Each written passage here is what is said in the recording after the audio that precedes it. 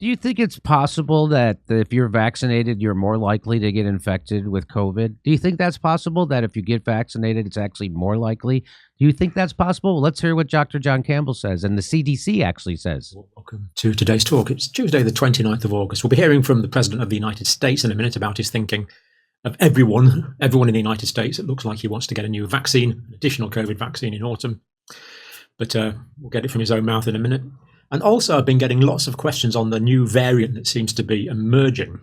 And the CDC have said that people who could get this variant are actually more likely to get it if they've been vaccinated. So we're in a situation now where vaccination, according to the CDC, is increasing the likelihood of infection. Quite incredible. And if you don't think those two things add up very well, then stick with it. Let's look at what's going on here first of all. This is the risk assessment summary about the new variant from the Centers for Disease Control. Now, the new variant under consideration is called BA.2.86. Now, the fact it's a BA tells us it's an Omicron derivative. So this is not something completely new. It's not a new virus. It's an Omicron derivative. It is evolved from the Omicron variants. And so what the Omicron does is give you very mild symptoms. It has a lot of changes, but it's not a dramatic new virus. And it's very unlikely that it's going to make people sicker. In fact, all the evidence so far shows that it's not. It's not making people iller. And personally, I'm not worried about this. It's just to be expected that there's going to be viral evolution. But let's carry on and look at it. So it's been detected in Denmark, Israel, 2 cases in the United States, case in the United Kingdom. So this is the part right from the CDC. This is it. It's maybe more capable of causing infection in people who have previously had COVID-19 or who have received COVID-19 vaccinations. Now, the way they've worded that, I do hope it's not disingenuous, because we know that the mutations on this new variant are virtually all on the spike protein. And we know that the vaccine is specific to spike protein, so it's not surprising that the vaccine's causing trouble. We'll be looking at a minute in why it's actually probably causing more likelihood of infection. But if you've got natural immunity, you've got antibodies and resistance to membrane protein, envelope protein, nucleocapsid protein, genome proteins. It's polyclonal. So I really find that statement a little hard to understand from the Centers for Disease Control. Certainly see how previous vaccination would have an adverse effect, less so the way that natural infection would have an effect. Although, to be fair, natural infection, of course, will cause some antibody production to spike protein, and that small component of the immune system would be less efficacious. Now, why is this is not talked about? Is it because that repeated vaccination has caused stimulation of the T suppressor, now called T regulatory cells, that down-regulates the immune response? Is that what is happening, this opposite effect of vaccination? Or is it that repeated vaccinations are stimulating this rather new antibody we're learning about, immunoglobulin G type 4? Now, this I've only heard about this in the context of RNA viruses, mRNA vaccines, messenger RNA vaccines. It didn't seem to arise after the adenovirus vector vaccines. So it's maybe something specific. It could well be another weakness, of course, in this whole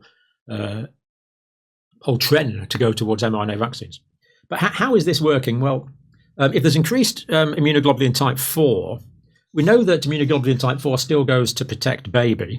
So he's gonna show you how this possibly could be making the people who are vaccinated become more susceptible to infection. He's going to show you how because of this IgG4. Watch this. To some extent, the unborn baby to some extent, although with a vaccination, this will be a very short-lived effect. And of course, there's the possibility that vaccine antibodies going into the baby might not be a good thing, always. Neutralization, well, that still seems to work. So we can neutralize the spike proteins. But the systemic activation of complement is reduced. The opsonization, let me explain that. An opsonin is a chemical that fits onto to label an antigen in preparation for immune destruction by the phagocytes of the immune system. So an opsonin is basically a label on an antigen saying, immune cells, please eat me. So opsonization is that this labeling with an opsonin, and that seems to be reduced. So there would be less of this cell eating. And this other one here seems to be reduced as well. This is antibody-dependent cellular toxicity. In other words, the infected cells are less likely to be eradicated. So good reason why repeated vaccination that's stimulating immunoglobulin type 4 might reduce immunity overall. So it does make scientific sense that this could be happening as a product of an unanticipated consequence, I would say, of the RNA vaccines. No evidence that the new variant B286 is causing more severe illness. Wouldn't expect that because it's basically an Omicron derivative.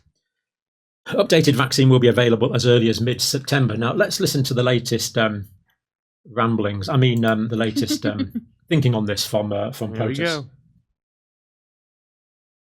Tentatively, not decided finally, but tentatively, it is recommended that, it will likely be recommended that everybody get it, no matter whether they got it before or not. He said we recommend everybody get it, no matter what they did before. That's what he just said. Recommending everybody get this. Yeah, regardless. It's unbelievable. The last one, they tested it on 8 mice. This one, I don't even know if they tested it on mice. I'm not kidding. I heard they're going to hit up 10 rodents this time. I signed off this morning on a proposal we have to present to the Congress a request for additional funding for a new vaccine that is necessary, that works. And tentatively, not decided finally. That's the United States. Sorry, it's rather poor sound quality there. Sounds like he wants everyone to have a new vaccine. We believe the funding concerned is $1.4 billion that he's asked for, and he wants everyone to have one. Absolutely incredible that he thinks this is still necessary, in my view. But there you go. He's the president of the United States, not for us to argue. Now let's just carry on with our reasoning here. So I'll just stop it there. He goes on to become even more disgusted. And he goes on to question it even harder. But, just have to... the CDC and the FDA said that the vaccine is safe and effective. And that vaccine side effects are rare. Yeah. Very rare. Look, Jimmy, it's not that the shots are ruining people's immune system. We're just fighting white blood cell supremacy. Ha! Very funny. So and it's a lot cheaper than Ukraine. 1.4 billion. Come on, man, we're saving money over here. Now they're down to imagine if they gave that $1.4 billion to the people of Maui. Imagine if they did that, because they could do it just like that, just like they did it with this vaccine, just like that. 1.4 billion, no problem. They don't have to raise taxes. They don't have to have a session of Congress. They don't have to have They don't have to have town halls. They don't have to do write op-eds. They just snap their fingers. $1.4 billion goes out the window in corruption.